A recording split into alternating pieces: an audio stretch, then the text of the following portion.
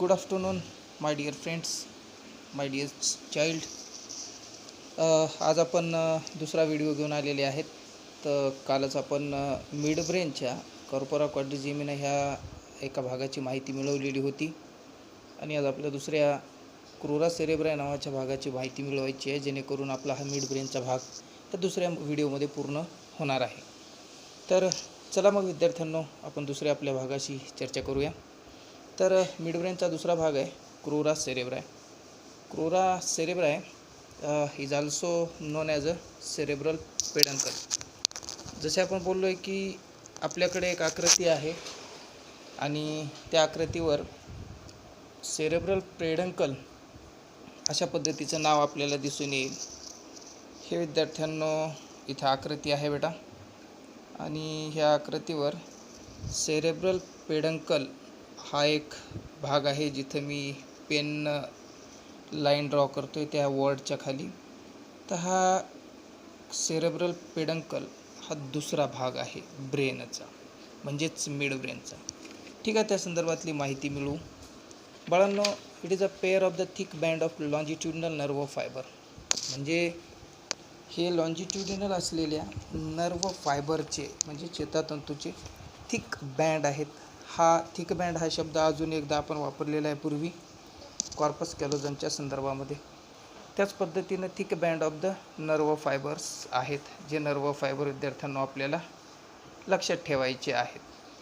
दुसरा मुद्दा म्हणतो आहे की हे जे फायबर्स आहेत ते फायबर्स कनेक्ट करतात. कोणते fibre? Thick band of longitudinal nerve fibre. These fibre can connect. कशाला कनेक्ट करतात ते? डिफरंट पार्ट ऑफ द ब्रेनला. Different part of the brain. आणि these part get combined together, means they are interconnected with each other. एकमेकाशी ते जोडले जातात. Now let's see which one are they. ते कोणते आहेत? First one is a cerebrum, second one is a cerebellum, and third one is a spinal cord. Means these are the three important part of the brain which will get interconnected with the help of the longitudinal nerve fiber, which is produced which is basically present in the form of thick band. Next, now right now we try to discuss about the function.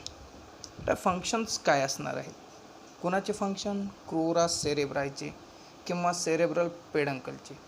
तेवढा first functions असणार आहेत की it act as a relay center. Relay center means काय करणे? तर relay center म्हणजे receive information from the sensory organ.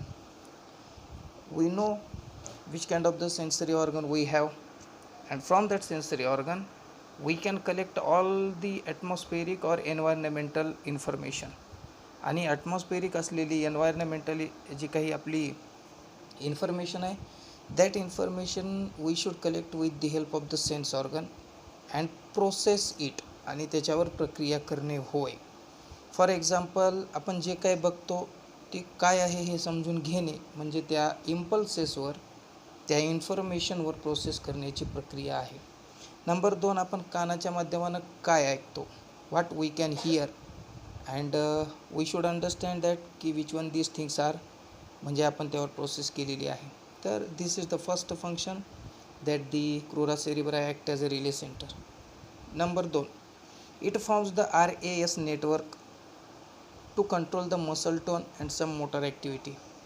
Now we need to understand RAS. RAS it means that reticular activating system.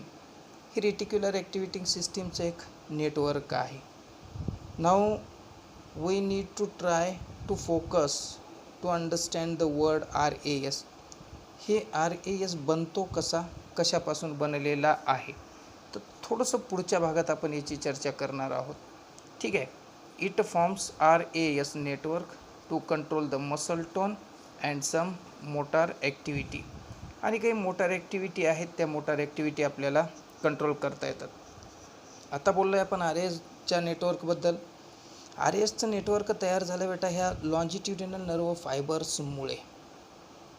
त्या longitudinal nerve फायबर्समुळे जे network तयार होतं त्या नेटवर्कला आपण रेटिक्युलर ॲक्टिवेटिंग सिस्टीम म्हणतो. रेटिक्युलर वर्ड इंडिकेट दॅट, मराठीमध्ये आपण त्याला जाळीदार असे म्हणू. आणि ॲक्टिवेट असणं म्हणजे काय की they can receive the impulses, they can process on the impulses due to which we call them activating, and combinedly they form the system due to which we call them RAS network.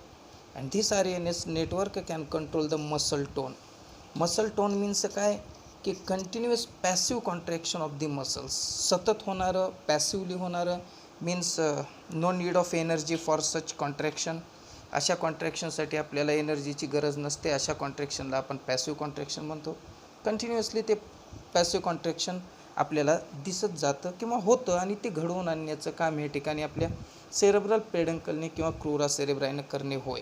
And some motor activity, the activity which can been completed with the help of the brain. Brain काय करत असतो की motor न्यूरॉनच्या साहाय्याने आपल्या glands असतील, आपले effector organ असतील, यांच्याकडे जे मेसेजेस पाठवतो आणि त्यांच्याकडून काम करून घेतो. सच type of activity is considered as a motor activity. Now this is the information related to the NCERT book. आणि आता रिसेंटमध्ये जे आपलं स्टेट बुक आहे 12th सायन्सचं, त्यामध्ये आलेली माहिती ह्या पद्धतीची आहे बाळांनो. ती थोडक्यात अशी की आता इथे लिहिलेलं आहे, बोर्डबद्दलची मी माहिती दिलेली आहे. टू थिक फायब्रस ट्रॅक आहेत. आता 2 थिक जाड असणारे, fibrous means fiber like, track means path, track means passage. We call them, आपण यांना असं पण म्हणू शकतो की हा पॅसेजसुद्धा आहे, हा पाथसुद्धा आहे. Both type of functions are performed by the tract. Tract means generally मार्ग through which something can be flow, काहीतरी त्यातून वाहतं, तिथून जातं. आता these two thick fibrous track, now we need to understand which one are they. The first one is a ascending fibrous track, second one is a descending fibrous track. Ascending and descending, ascending means upward direction, descending means downward direction. Descending means downward direction, upward means ascending directions. आता कशासाठीचे ह्या direction?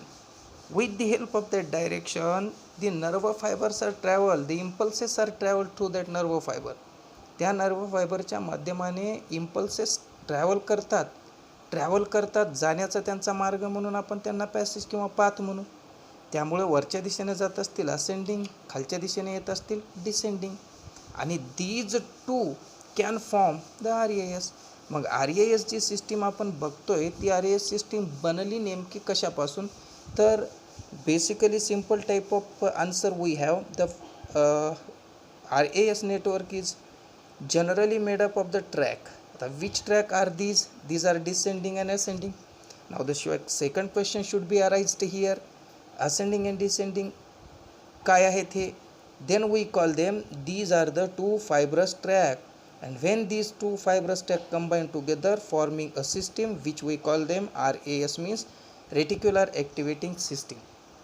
Next, in the center of the midbrainच्या सेंटरमध्ये एक masses of the grey matters आहेत. आता बेटा masses याने groups, grey matter means grey कलरच्या नर्वस टिश्यू.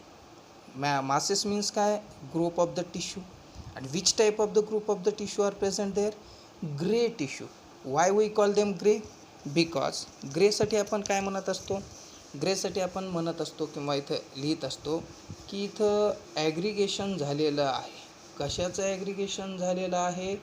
तर नर्व सेलच्या सायटॉनचं ॲग्रिगेशन ऑफ सायटॉन ऑफ नर्व सेल. या नर्व सेलच्या सायटॉनचं ॲग्रिगेशन झाल्यामुळं आपण त्यांना ग्रे टिश्यू किंवा ग्रे मॅटर असे म्हणत असतो. तर अशा पद्धतीनं आपल्याला मिडब्रेनच्या सेंटरमध्ये मासेस दिसतात जे ग्रे मॅटरचे आहेत. त्यांना आपण रेड न्यूक्लियस असे म्हणत असतो.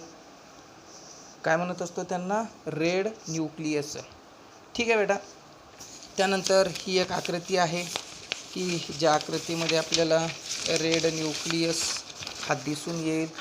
हे बघा, हा इथे रेड न्यूक्लियस दिसतो, हे रेड न्यूक्लियस आहे. आणि सांगितलं आहे आपलं की in the centre of the मिडब्रेनच्या सेंटरमध्ये हे प्रेझेंट आहेत. तर these structures are considered as a red nucleus. Okay, now the second and important part is that की आपण आत्ता थोड्या वेळापूर्वी बोललो आहे की आमच्याकडे काय आहे, तर आमच्याकडे एक असेंडिंग आणि डिसेंडिंग सेन्सरी ट्रॅक्ट आहे. Ascending and descending sensory tract आहेत. आपल्याला दिसतं बेटा बाळांनो आकृतीमध्ये, this is the reticular formation झालेलं आहे. This is the ascending sensory tract, this is descending. एकदम मोटार लिहिलेलं आहे. Motor means those which came from brain,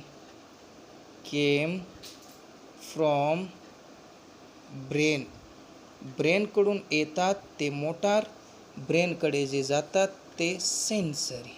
okay, तर there is a two track is present there. First one is ascending and the second one is a descending. आणि when these two get combined, the reticular formation is takes place. It means reticular formation is nothing but the network of the nerve. Okay, आणि हे बघा इथं दिसते तुम्हाला visual impulses. Visual impulses म्हणजे काय, दृष्टीला जे दिसतं त्याला व्हिज्युअल इम्पल्सेस. तर बाळांनो हे आईजचं हे दिलेलं आहे इथं. आणि eyes can collect visual impulses from the atmosphere, from the environment. And here we indicate the ear. इथं कान पण दिलेलं आहे. म्हणजे these are the sense organ. आणि त्या सेन्स ऑर्गनकडून जी काही इन्फॉर्मेशन आहे ती इन्फॉर्मेशन कलेक्ट करण्याचं काम या क्रोरा सेरेब्रायनं करायचं आहे.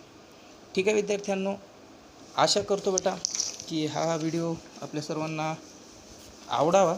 आणि आपले जे काही सजेशन्स आहेत, ज्या काही सूचना आहेत, त्या सूचना आपण आपल्याला व्हॉट्सअपच्या माध्यमानं शेअर करायच्या आहेत. नमस्कार.